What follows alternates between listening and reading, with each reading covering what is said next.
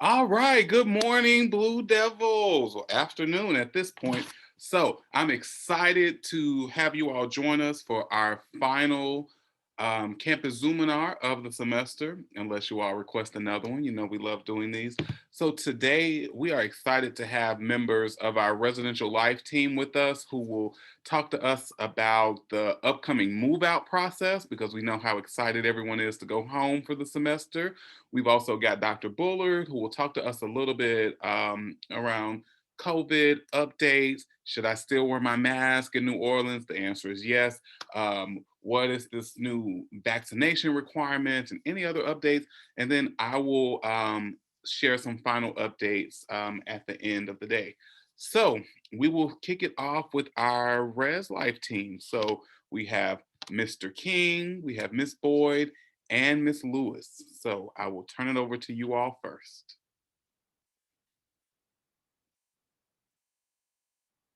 Um, Hi everyone. Yes, if you are, we are excited for you to check out. We're excited and ready for everyone to start moving forward in this process. If you have questions regarding moving out, let us know. But the process is right now is that we're asking for everyone to complete the Google Forms that we have sent out. The checkout forms will list for Suno. We'll have one that has been sent by Miss Lewis. I have sent mine for Canford Hartsel in the Gardens, and Mr. King has sent his form out for Williams and Straight. With along with those forms, we are asking for you once you get ready to officially check out to fill out our checkout form and also our residential life survey. Those forms will be required, as well as the RCR form will be required for you to complete your checkout to avoid any fines. We are just reminding students that if you have lost, misplaced, stolen, have your key stolen, please, please, please go get the receipt from the cashier's office and bring that to us. That will be what we will accept for your key not being returned. If we do not have that key, you will receive a $50 fine for that, along with a $25 to get it replaced. So that's $75 that you would need to have back by the fall semester. So we are asking students to please make sure you provide all of the information and details. Also, we ask that when you do move out, that you completely clean up the whole room. So that means taking everything out. If anything is left in there, it will be considered abandoned, and anything at that point will be up to the university discretion on how that information or stuff will be discarded. So if you don't want your items to be thrown away, we ask that you please remove everything out of your room and take it with you, because we want to expect it. If there are any damages in there, we will review the rooms for damages. Facilities will also review the room for damages. So if there are any damages in the room at that point, you will be sent a charge letter from facilities regarding any damages in your room. So please make sure that you have not done anything. And if there were damages prior to you getting in there, that was listed on your RCR form prior to the semester. So that way we can review it to see if there's any issues that we need to review at that time.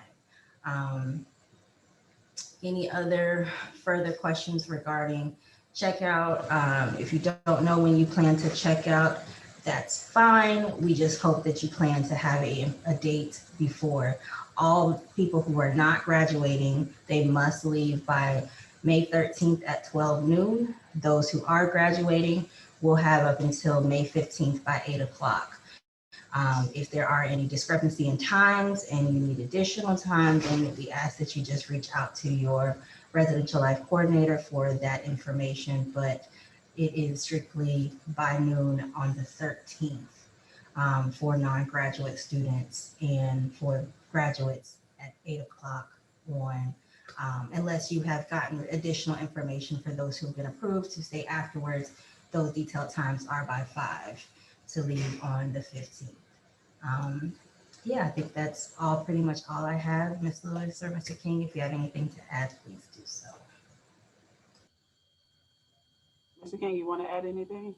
No, I think she covered a good chunk of it, Miss Lewis. Okay, I'll just say for our Suno folks, please make sure you sign up for your checkout appointments. I checked last night and we only had, I think, maybe 6 students who had signed up as of yesterday. Flyers will be posted on your doors by tomorrow morning with the QR codes for everything that we have you guys signing up for. So just make sure you understand where to report for our Suno residents between now and May the 12th. You will report to the Suno Clubhouse to check out with Suno staff. Between May 13th and May 15th, you'll go to apartment 1805. That's the same apartment we used for check-in this semester. But again, flyers will be posted on your doors. If you have any questions, feel free to reach out to us via email. I'm at residentiallife@dillard.edu. All right. Thank you so much, Rest Life team. It's always a pleasure to have you all joining us. Everyone that's watching, if you have questions, you can go ahead and drop those in the chat box or the Q&A box. We'll be happy to answer them. I know our Rest Life team is super busy right now in the middle of checkouts and all that good stuff, so they're going to drop off the call. But if you do have questions, feel free to email them at housing@dillard.edu, or like I said, you can put it in the chat box or the Q&A box. Thank you, Rest Life. We appreciate y'all. Y'all have a wonderful afternoon. All right, so next up, we have Dr. Bullard to provide us with some updates about COVID-19. Dr. Bullard. Hey, Blue Devils, it's good to see you all online. And for those of you all who will watch the recording, we're really excited that we are sort of rounding the corner for the end of the semester. We're always so sad when you all leave for the summer, but it's certainly one of those times where we know we probably both need a break, so that's okay.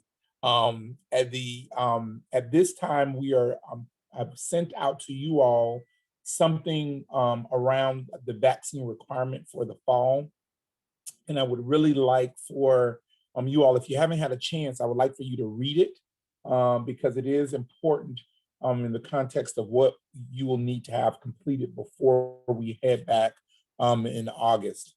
And so I'll talk to you a little bit about what it says, and then again, I'll encourage you to read it so that you will have the information for yourself.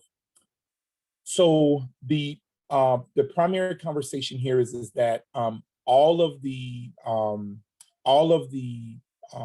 requirements for completing vaccines will include students who live on campus, students who are involved with athletics or any type of campus program.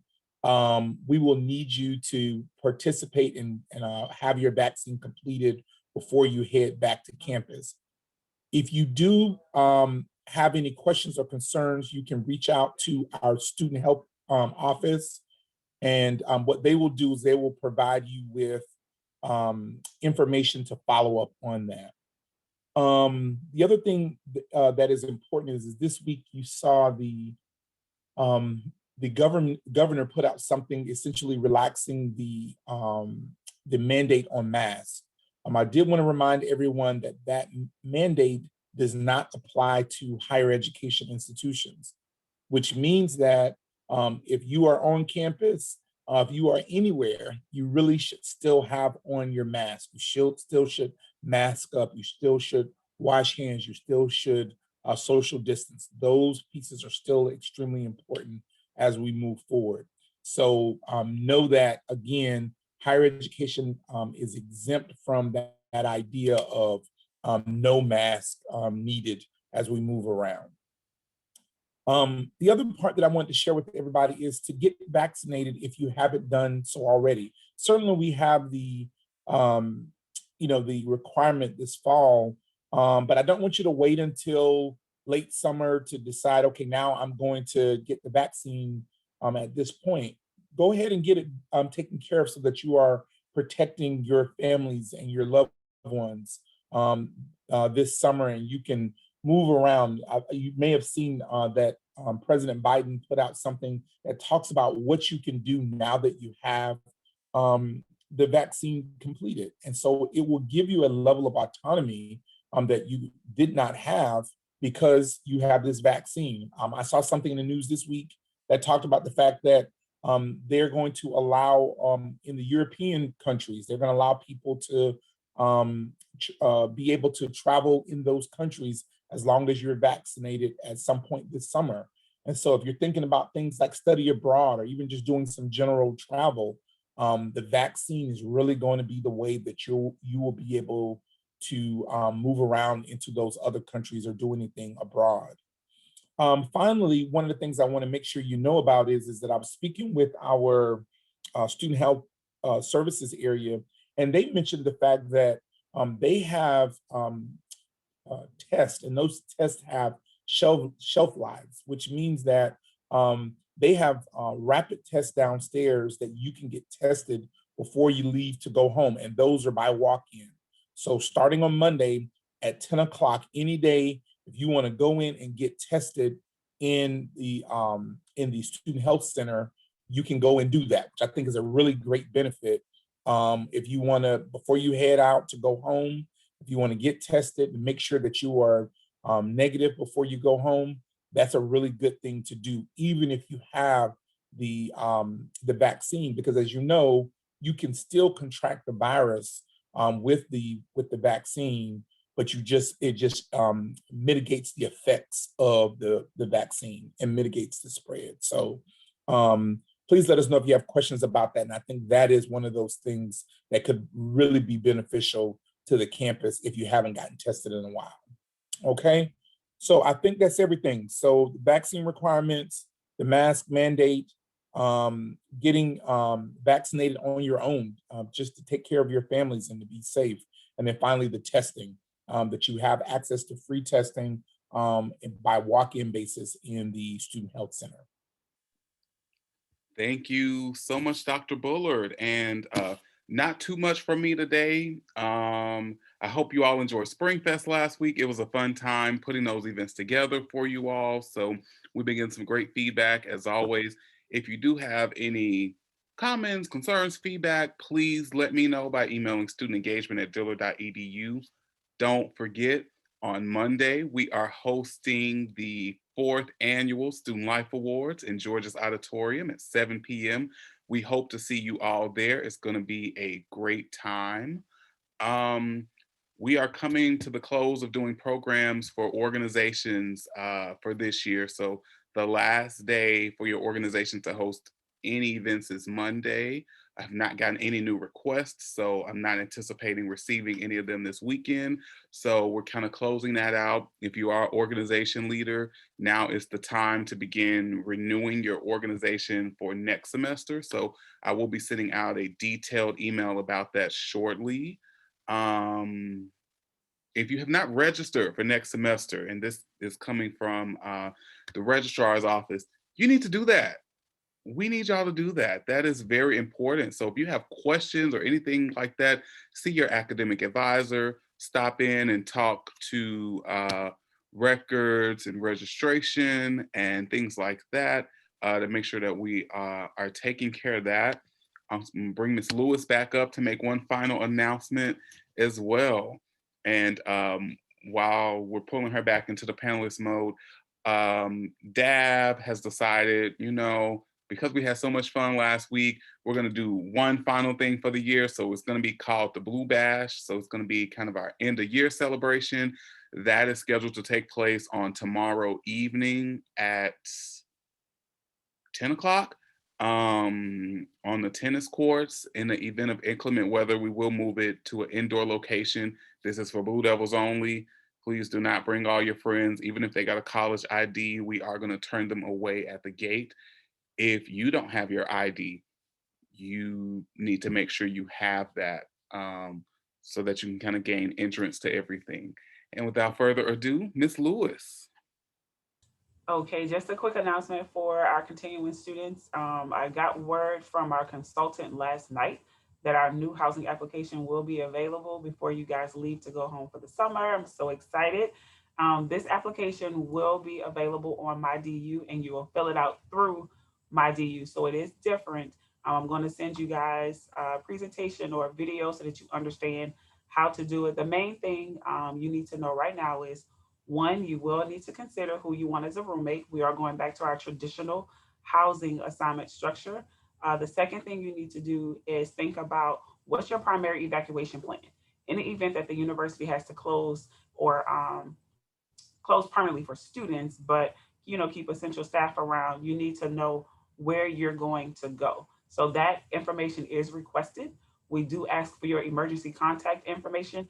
And then we also want to know, what's your renter's insurance plan? So if you have a theft or a loss of property while you're here staying on campus with us, does your parents or family members have homeowners or renters insurance that will cover the loss? Those are the things that you will declare on your housing application. So think about those. And whenever we send the email out, just be ready to fill it out and submit it before you go home. Thank you. Thank you, Ms. Lewis. I do not see any questions in the chat or the Q&A box. So with that being said, thank you all for a wonderful year of these. We hope y'all have enjoyed them. We'll continue to do them. If anything happens over the next couple of days, we'll do another one because we enjoy spending this time with y'all. If you have questions, as always, feel free to send them to studentengagement@dillard.edu and we will get it filtered to the right office and get a response to you. Everybody have a great weekend. Stay dry. Remember, tomorrow is decision day. So put on your Dillard shirt, come out and meet the prospective students. And we have a lot of great things planned for them. So show your Dillard pride. Everybody have a great weekend and we'll talk to you soon.